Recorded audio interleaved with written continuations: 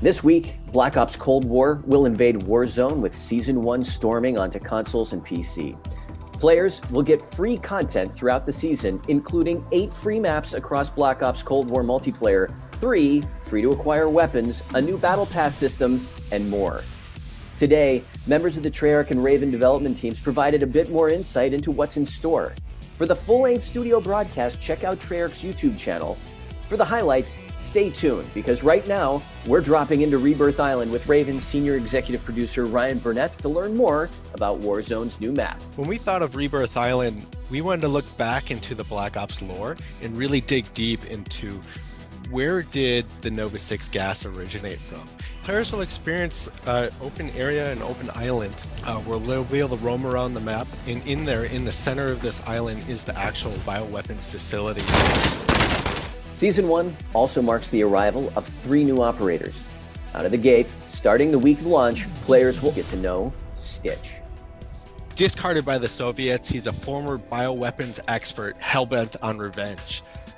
With new play spaces and operators in the mix, you'll need some additional tools in the toolbox.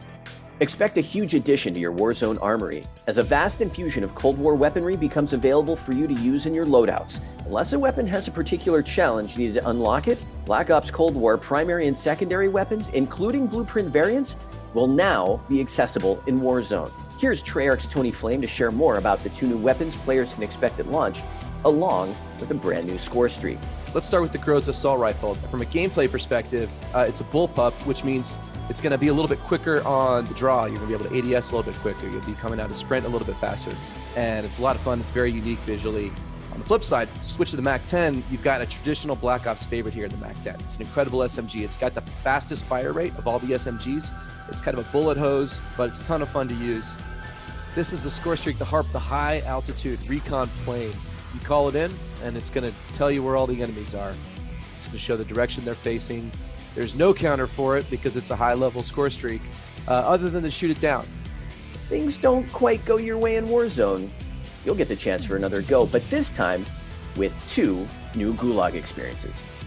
The Rebirth Island is all about the prisoners, right? So as you go down the hallways, your metal detectors go off, alert your enemy, let you know where you're at. So we're adding a little twist there to your 1v1. Shifting gears to Black Ops Cold War multiplayer, the launch of Season 1 also ushers in the arrival of 8 maps, mixing up a range of 6v6, 2v2, and fireteam experiences. Here, for the rundown, is Treyarch's Matt Schrantz. We've got a new 6v6 map, The Pines, in an 80s mall. So we've got all the 80s mall fanfare. Raid is returning, plays really well in every game mode. The team has spent a lot of time focusing on making sure that Raid plays like it played in Black Ops 2. We'll have U-Bahn. It's actually under the Berlin Wall in an underground tunnel. We also have ICBM, which I believe is actually our smallest gunfight map. It's located in a launch facility. We've got KGB, which is located in a Soviet financial building. We've got Game Show, and this is just a fun map. It is set on a game show stage. Nuketown Holiday, we've got trees, we've got wreaths, we've got snowmen. Looking ahead to some other things mid-season, looks like the team's got some plans for something called Sanatorium. Sanatorium is located in Russia. It's our biggest fireteam map to date. We find that it lets you spread your wings a little bit further. With Newtown 84 now in the mix, Treyarch delivers on the nostalgia with a holiday-themed version of the Black Ops cult classic. It was just a fun thing when we were stringing up the lights and kind of brainstorming what we could do. It felt very different. It feels really cool. The holiday spirit isn't just limited to Nuketown. Turns out that the undead get a whole lot undeader in Die Maschine, with Treyarch turning the map into more of a winter wasteland than a wonderland. This season, there's plenty of cheer to keep you in the Yuletide mood. We are adding a new limited time mode called Jingle Hells, which is a retheming of Die Maschine for the holidays. Players will now use snowballs scattered across the map to freeze zombies and drop presents. And inside those presents, you'll get all sorts of things, ranging from coal to ray guns. In addition to in-game intel and the introduction of the new Battle Pass weapons and customization content in zombies, the undead also get new play spaces for Onslaught on PlayStation.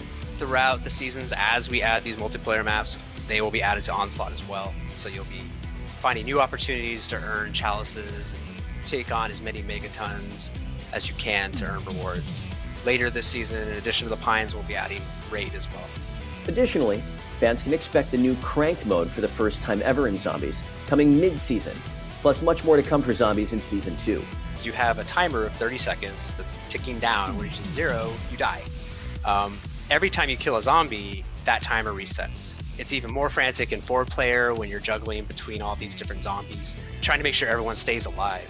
When Season 1 launches, remember that the cross-progression system that links player progression, prestige levels, and the battle pass between Black Ops Cold War and Warzone becomes available in Season 1. That's right, when Season 1 drops, expect your season level to be synchronized based on your current season level in Black Ops Cold War. Your previous unlocks from Black Ops Cold War and Modern Warfare, such as weapons, perks, score streaks, and more, will remain unlocked. For all the details about Season 1 and what's in store, head to callofduty.com to learn more.